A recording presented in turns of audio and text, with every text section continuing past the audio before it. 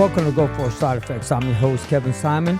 And today, we all got my co-host, John, with us. How are you doing, John? Hey, everybody. Doing good. I didn't thank say you. one smart-ass thing in the beginning of it, which I forgot, which I wanted to. Damn. And so today, we got another Navy sailor. And I want everybody to introduce you to Katy King. How are you doing, Katy?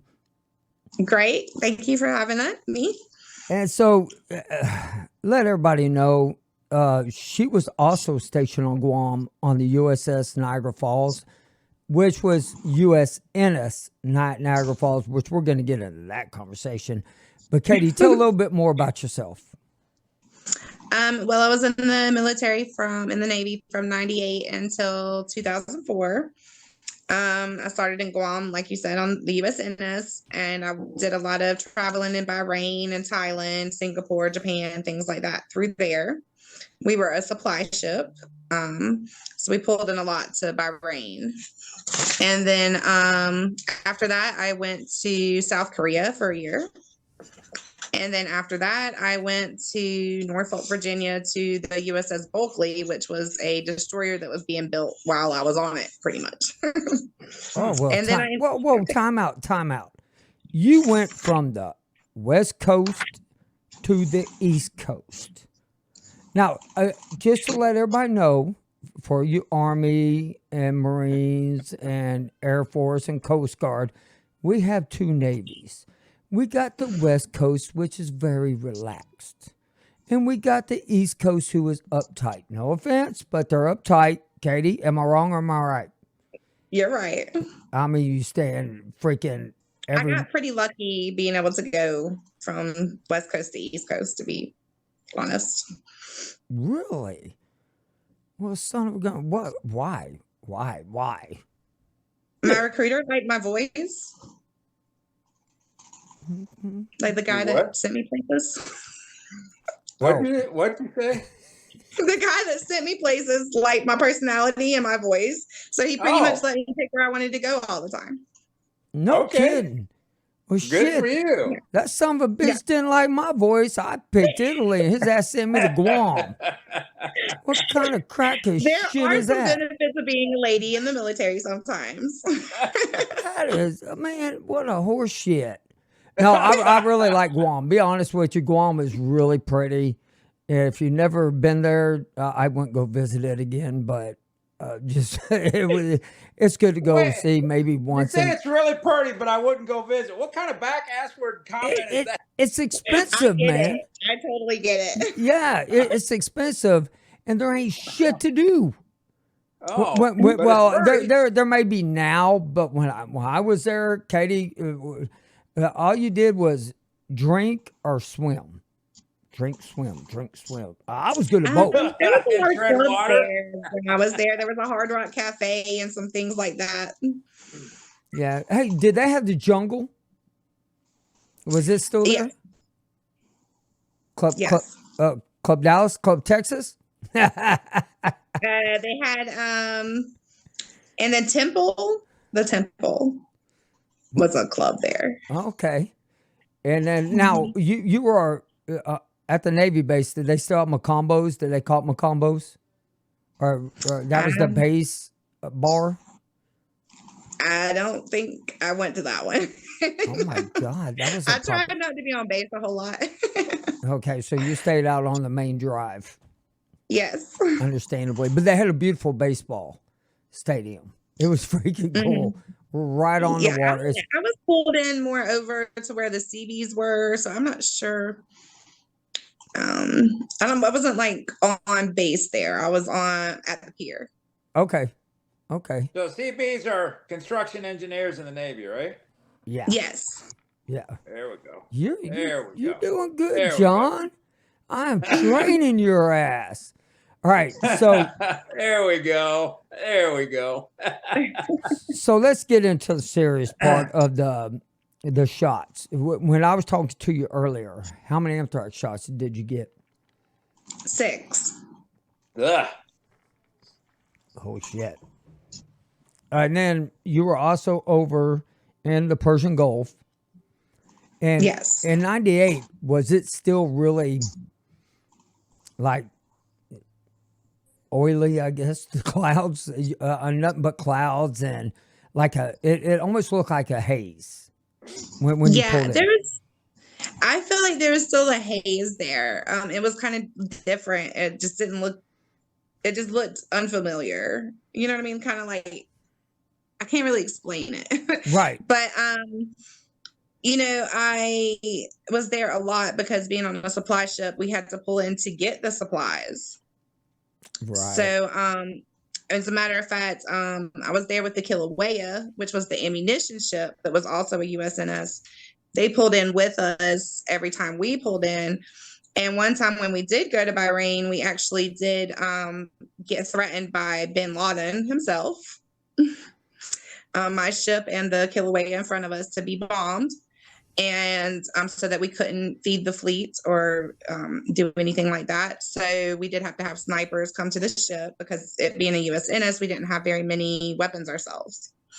So we did go through a lot there also with that. And then hold on, I got to interrupt you there a little bit. You didn't have a lot of weapons. You're the Navy. It's kind of like Kevin. I asked him, you didn't carry a sidearm. He said, hell no. And I'm like, why? So that's the part of Army guy or maybe a Marine or I don't know.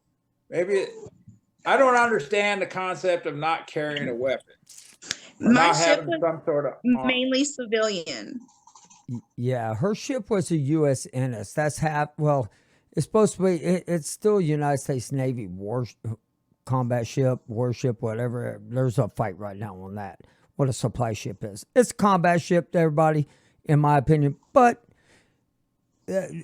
there's a difference there. But you really didn't get to carry a sidearm until you became a petty officer. But then you only wore it on duty. But so what? So okay, now I know this. I'm kind of going out on left field here a little bit, but because don't know anything about the Navy, here are us uneducated people on what makes a combat ship a combat compared to a non-combat. Okay, so do you have that definition, Katie, or do you want me? You can go ahead and then I can tell you what it was like just being on the USNS. Yeah, well, a combat ship is they're there with a group. They're not directly into the combat, but they're ready for combat. Blah blah blah. A warship is like a battleship or a cruiser, somebody who's prepared to go to war and can kick ass. We would not be on the front lines with the ships kicking ass. We would be in the very back supplying them kicking ass. And so that's my concept of a combat compared to a warship. And so we would consider a combat supply ship. Now we did travel with the weapons supply ship. Right.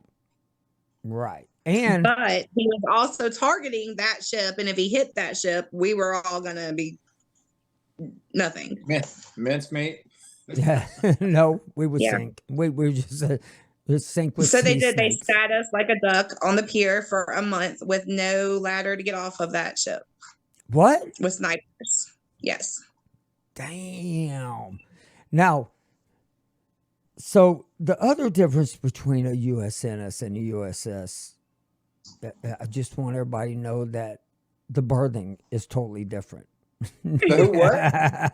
The berthing, the sleeping situations. Okay. How is it different? Okay. I shared a big ass room with 99 other guys. They got staterooms like 2. Katie's laughing. And it's totally unfair. I have a bathroom in my stateroom. Oh. Well, wait. I got a question though. Did y'all also your mess decks? Did y'all have where you can order your food, what you want to eat? Or did you? We were a supply ship with civilian cooks, so we had surf and turf almost every day. Son of a biscuit eater. Shit. Man, I mean, cooks out there, I'm not complaining. I'm just saying, son of a bitch, that ain't fair. Yeah, but I mean, there were some perks there. I was an E1 with a stateroom. Yes, I was. And I had then, my own room. I didn't have a roommate or anything. wow. And then, so after you left, that's when you went over to the East Coast. I went to Korea first. Oh, Korea. Yeah. In that Upon Quest. right. Now, Korea was pretty cool. You can eat Yes. very interesting food and Yes. everything. Very interesting, John. But me and Katie talked, and we talked about she went to Thailand. Twice on that first USNS. And that is a very interesting place to go as a sailor. We may have anchored out and took speedboats into Thailand. I don't know. It could have happened. And but what's really cool about that is you see stuff you will never see in the United States ever. I won't say it on the air, but I've seen some things for $5. I'll tell you that. yeah. $5. Yeah, some shows. For $5. No, Not other yeah. things.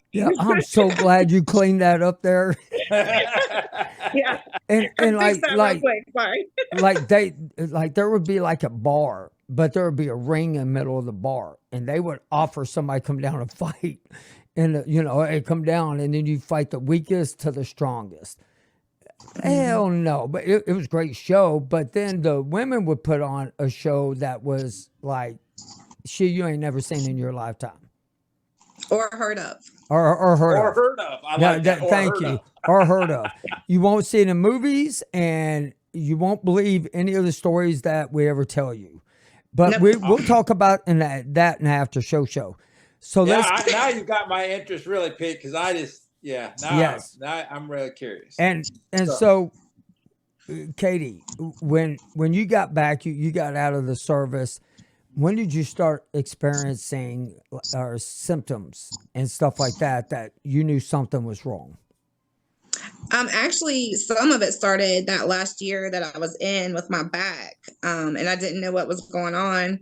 And me being young, I just thought maybe I had done something to it, but it just didn't get better. And then I started realizing that my neck was hurting after that. And then I was having a lot of problems with asthma and breathing and bronchitis and stuff like that. And I went to the VA and just did some evaluations and things like that for a claim for disability and to see what was going on. And that's where I found out that I had degenerative disc disease. And what else? What else as time went on? And so I ended up, by the time I was done, with all the evaluations, I ended up qualifying for asthma. Let's see, there was asthma, eczema, PTSD, major depression, central brain sleep apnea, and the degenerative disc disease. Now let's talk about the sleep apnea, because you were telling me about that, and it's a different thing. It's yeah. So let's talk about that. What is it?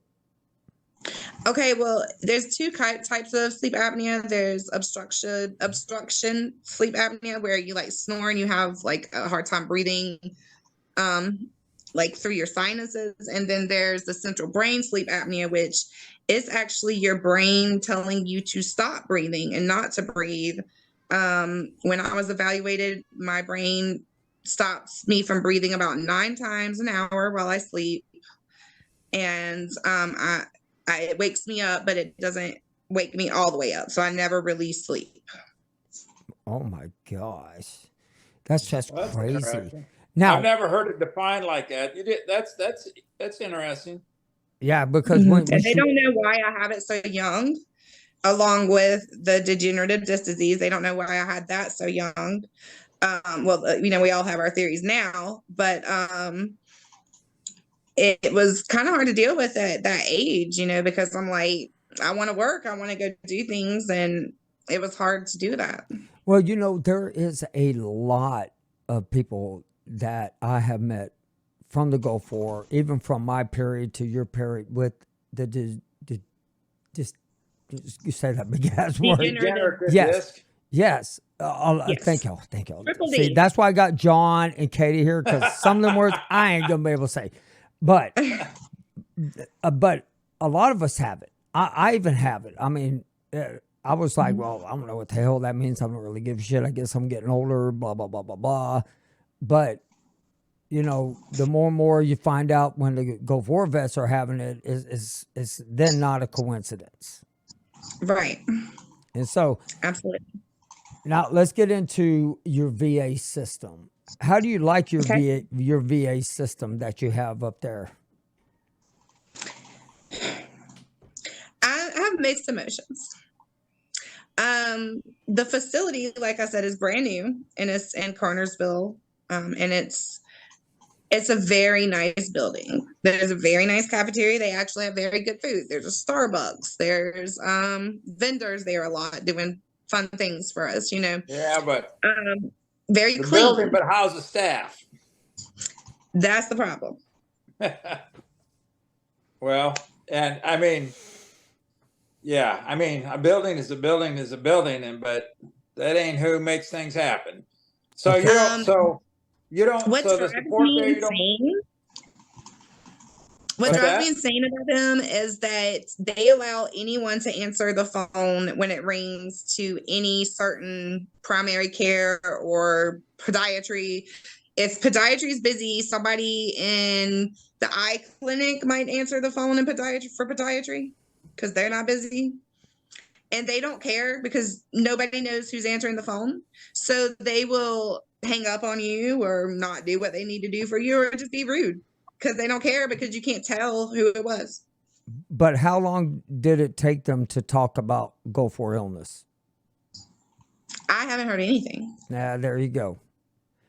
And I know now because the PACT Act supposedly passed, which, you know, really and truly, y'all know how I feel about the PACT Act. It sucks, except for Camp Lejeune and at post 9/11. Just be honest. I don't like it. I don't care for it because we already have presumptives. You know what it takes, you know, it took the current president 35 years to admit it when they knew back in 95. No other president brought it up neither. I mean, I'm glad he brought it up 35 years later. It's a little too late for me. That's how I feel about it. And so, understandable.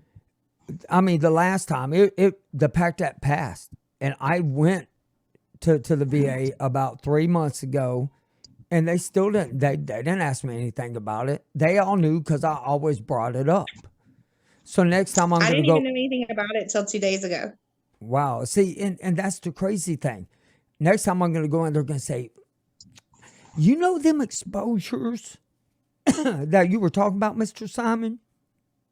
Here's the number for you to call. I'm not going to call the number. I'm not going to do the test. I'm not going to go through it. I already did it in 95. They have it in my records, the environmental. So why go back and redo it again and do it again? Because they're not going to be able to help us.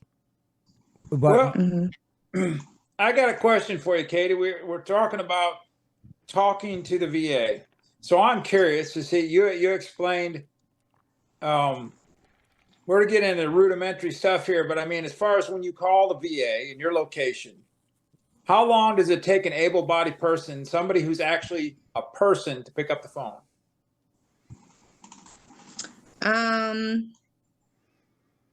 Not too long, actually. That's not bad.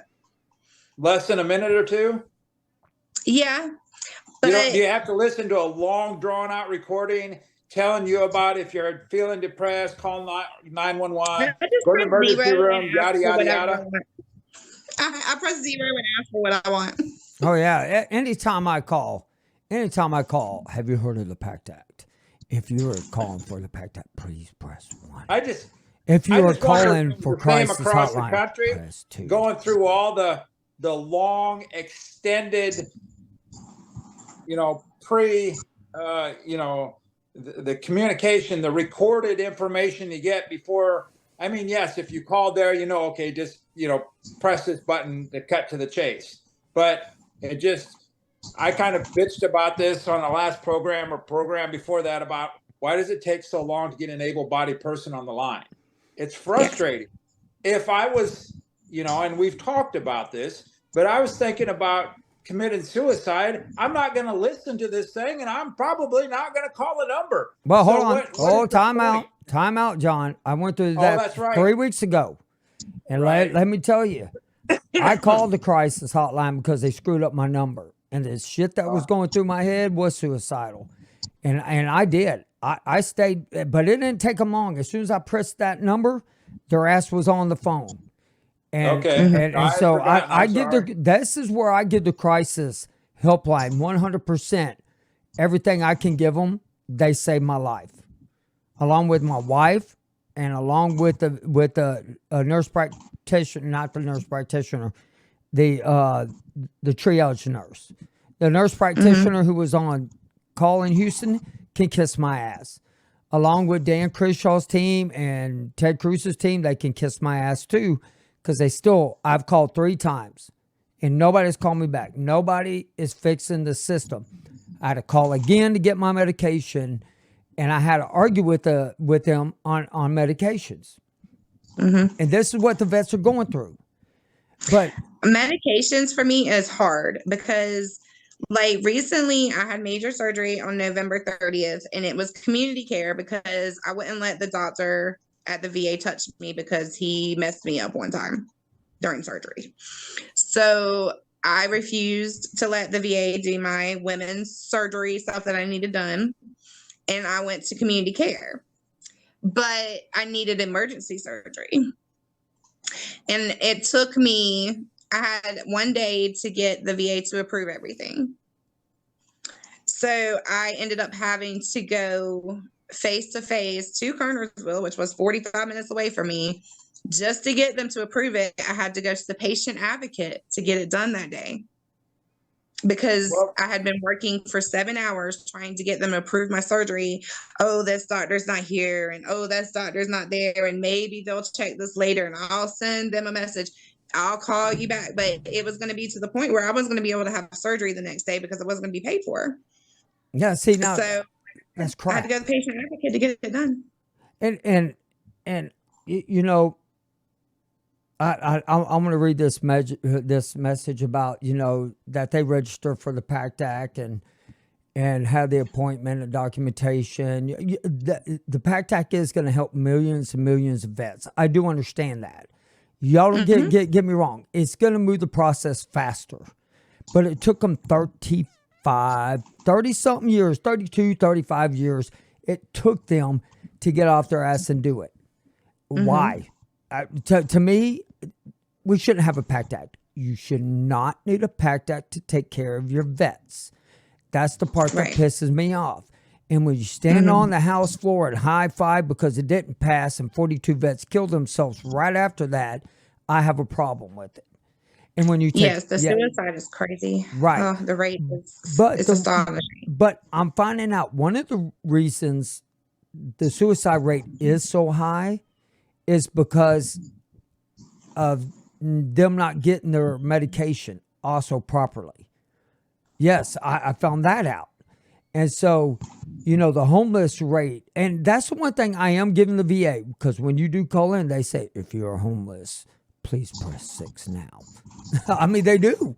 And so, and I'm glad they're putting it all together, but it's time to run TV ads all over the news stations, on every NBC, CBS, Fox, all of them. They need to run ads up there saying, if you are a veteran that has served in the United States military, please contact your local VA and see what your benefits are. Even if, I'm not talking about just claims.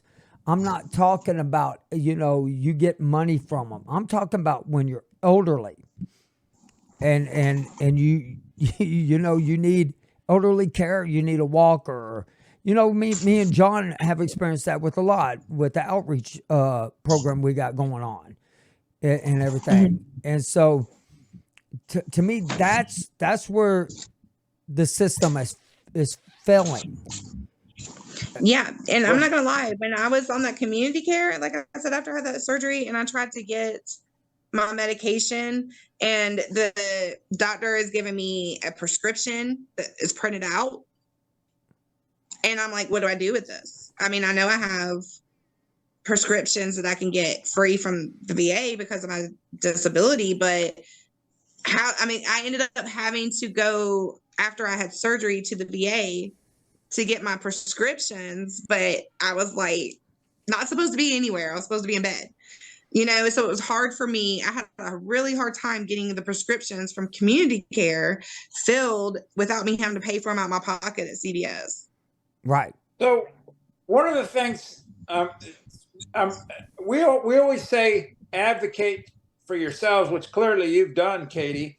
And I find it kind of interesting that you say you didn't like the doctor that the VA had that could have done whatever surgery. So you asked for community care, and that was granted, but it was only granted because of your self-advocating for and the reasons why. I find that pretty interesting that they allowed that, which is great, but I didn't know that was even possible.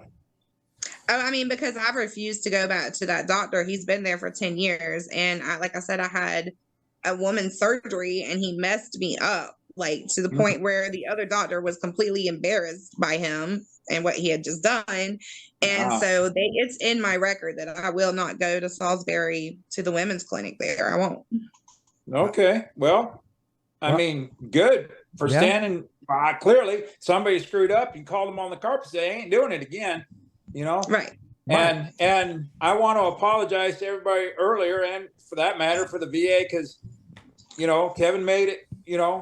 He did use the crisis line, and I was just bitching about it. I wasn't bitching about the crisis line. I was bitching about the fact that it takes a long time, and they say if you're feeling this, call 911. So really, my comments are null and void. And I apologize. You don't have to apologize for that, because number one, you're right. It takes too damn long for the vets to have to reach a doctor. I mean, number one, if you're calling the VA, you're not calling the crisis hotline. If you're calling for an appointment or you're trying to get your prescription, that's not what you're calling for, the crisis hotline or being suicidal. I'm sorry, it's not. I mean, right. They have their own separate phone number. And the crisis line has helped me too before. Right. And we'll give them that. And I like what Todd said, because he said, Todd is my best friend. And he's not a vet, but he thinks that all vets should be put in the front of the line as far as healthcare. And Todd knows everything I've gone through from day one. He's known everything.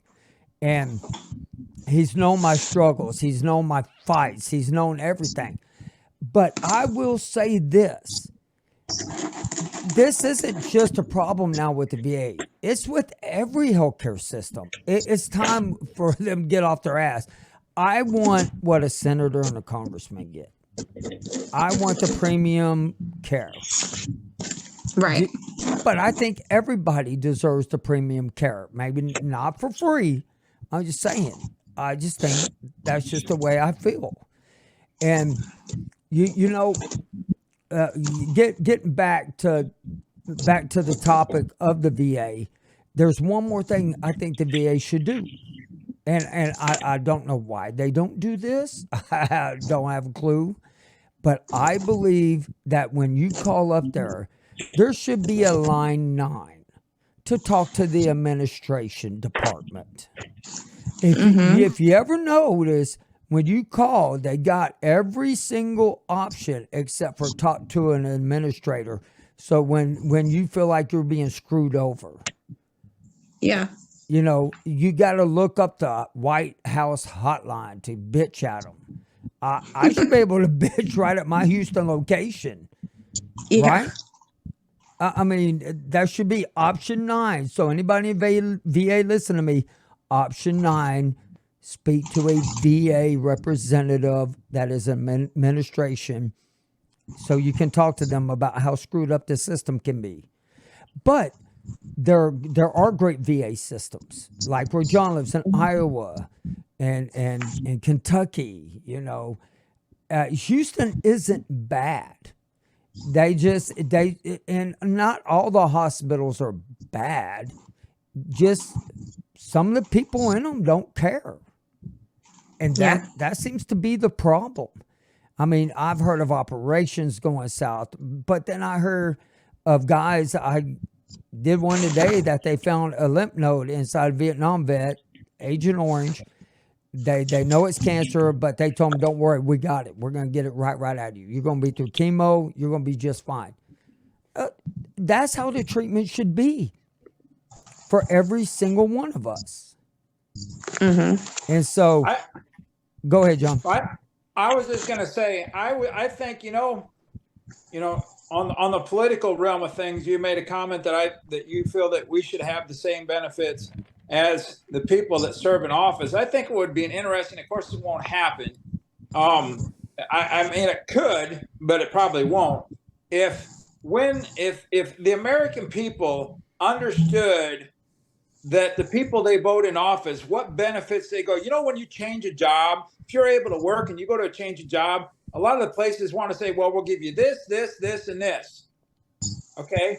But when the political offices come into play, all we hear from the politicians are, we're going to do this, and this. What we never hear about is what benefits does that political person what to get. And they all want to say, oh, we want the veterans, we love our veterans, blah, blah, blah.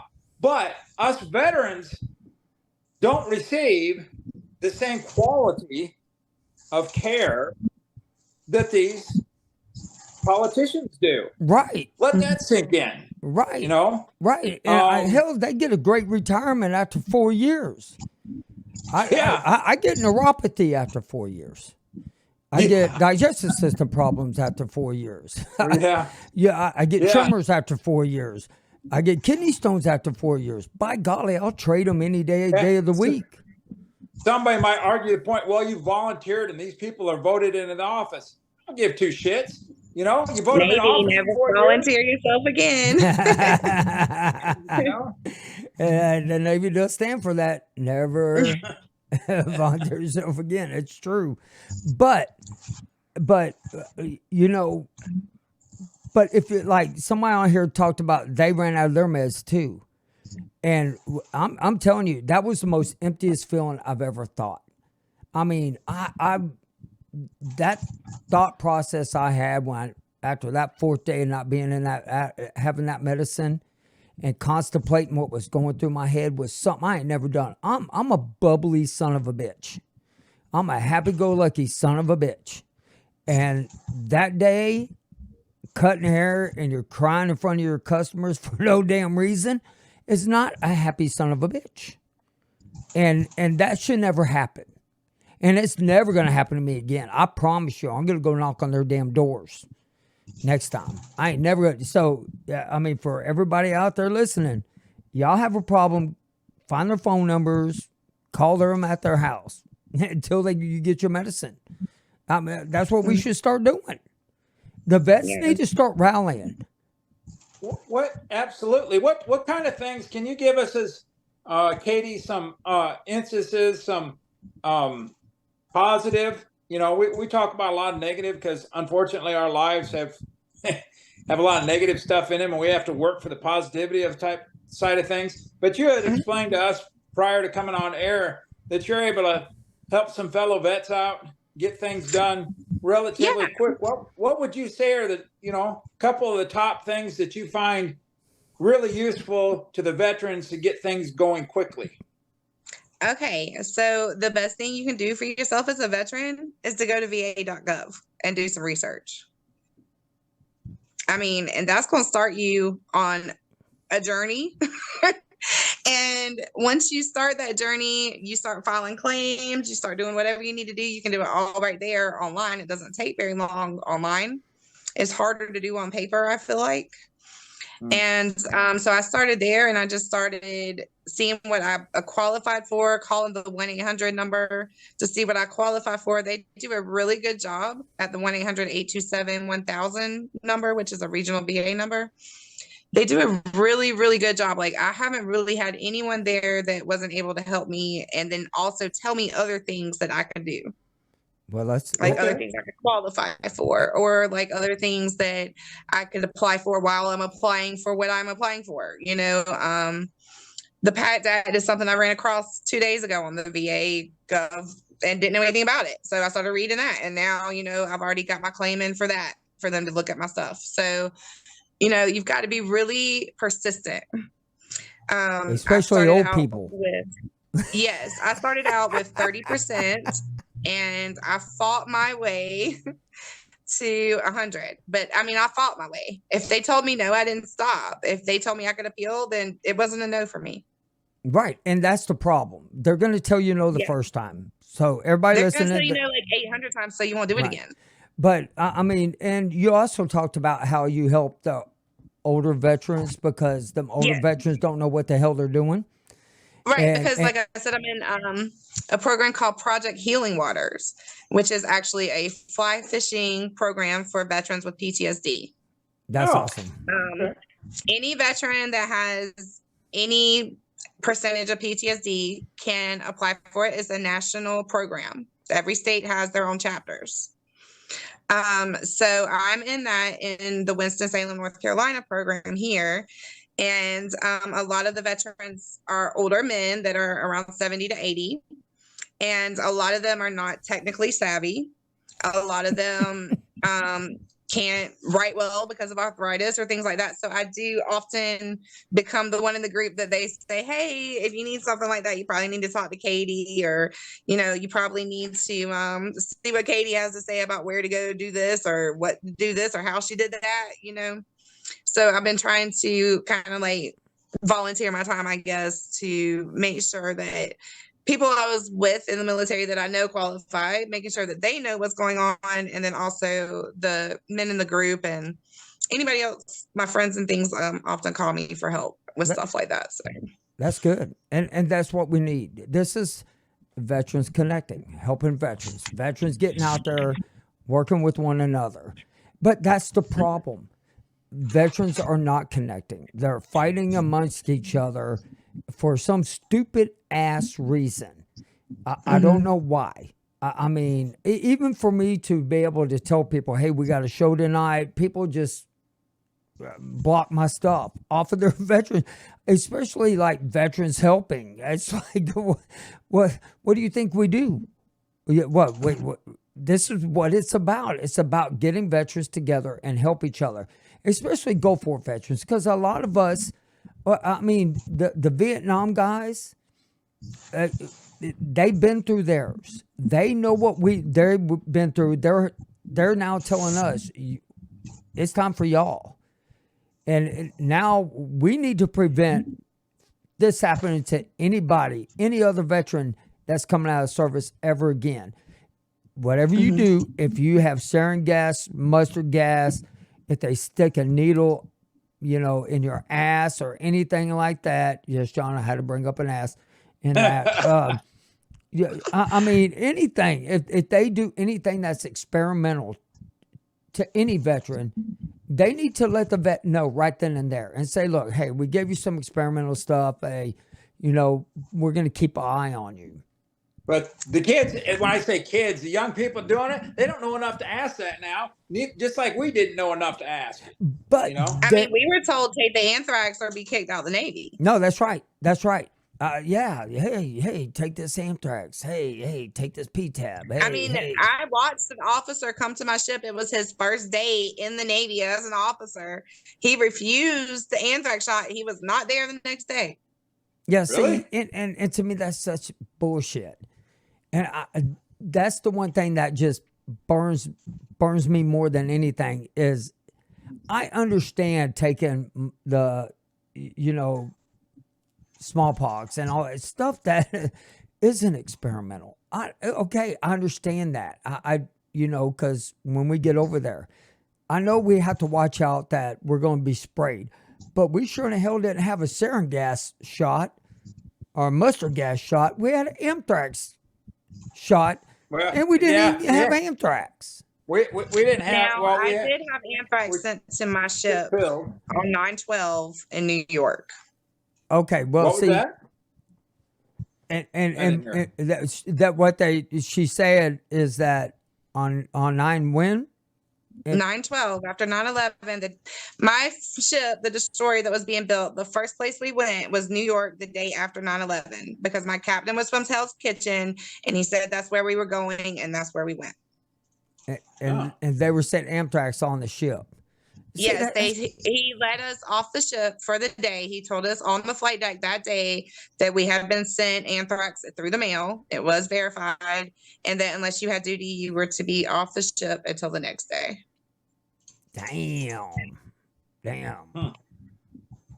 I'm sure. Yeah. There's some crazy ass freaking people in this world, man. And that was because, from my understanding, there were some terrorists that were upset. This was around, of course, Bin Laden time. The terrorists were upset that we were in New York as the brand new Navy's destroyer protecting New York. Why would, heaven forbid they be heaven upset. forbid that would protect our country. Yeah, that's like going down the Gulf of Mexico. That was the word on the streets, anyways. So, and Mayor Giuliani came out. He christened my ship that next day. I mean, we were there, and we pulled in, and we were told to stay in our uniform. And anytime we went anywhere, of course, everybody was really happy to see us. We got free food, we got free drinks. Everybody was like, "Thank you for being here." They were just so happy we were there. Yeah. Oh, that's great. Yeah. I mean, one thing about it, we don't have a problem with patriotism. That's one thing I don't think we have. And I'm afraid we're going to lose it, though. I am, with all the bickering and arguing. What's going on? There's a lot of bickering. I mean, our world is not a happy place right now. No. This world has changed, and we need to get back to it. But I'm telling you, the patriotism in this country is remarkable still. I mean, if you let a place flood or you have another terrorist attack, the American people are going to stand up and they're going to get together and they're going to, bond, and then they're going to hate each other 6 months later down the road. It's just, it's just true. Yeah. It's a God's honest truth. They were so happy we were there. They were like, "Let's go on the Today Show, and here's tickets to Maury and Sally Jesse Raphael and this, that, and the other, and here's gifts from Macy's and all this." But it was like a couple of days later, it was just normal New York. Man, I tell you, I remember, though, being out in the Persian Gulf, and I will tell you, I will never forget the first time I saw a sea snake. Hell no. You really have. You've brought that up a few different times. I'm going to tell you something. Anytime we're going to talk about this, I'm going to bring up sea snakes. That's worse than that. If I fell over the side of the ship, I'd rather have anthrax. I'm telling you, right then and there. Dude, I am not going in no water with no damn sea snake. No. I never saw one. What the hell? Well, they probably were all poisoned by sarin gas and all that shit in the water. And they all freaking died. Maybe they inhaled too much from the burn pits. Yeah, burn pits. Yeah. I mean, sea snakes, y'all killed them off, son of a bitches. Yeah. But, I did. I enjoyed my time in the Navy, and just like anything else, we all did. I would do it again. I would. If I had to do it all over, I would do it again. But me too. I would make damn well sure that whenever I was getting out, I'd have a whole lot more reported on every time, the dates and the times when the alarms went off on the ship. Yeah. And everything. I mean, I got no regrets about my service time. Basically none. There's assholes everywhere, whether you're in the service or not. So, but I had a great time. I spent the majority of my time overseas, but I have no regrets. And I'm not going to say that they were the best 4 years of my life ever again. You're covering your ass. Because my ass got reamed when I told my wife that one time, and she was like, "Excuse me? Like me, your kids, nothing?" I was like, "Oh shit." I will say it was one of the greatest periods of my time in life. Nice recovery, buddy.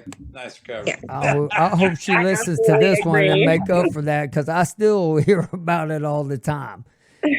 But we are now going to go into the after the show. John, do you have anything else that you would like to say? No, man, I'm good. I just appreciate Katy coming on.